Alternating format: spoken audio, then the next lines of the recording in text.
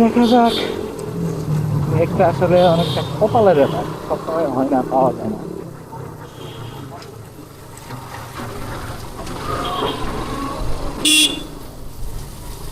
যদি কপালে থাকে হবে।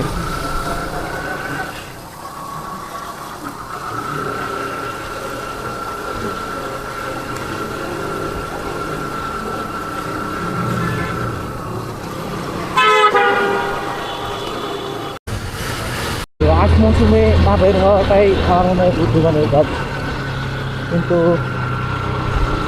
করার করার নাই। বাহ, এগুলো তো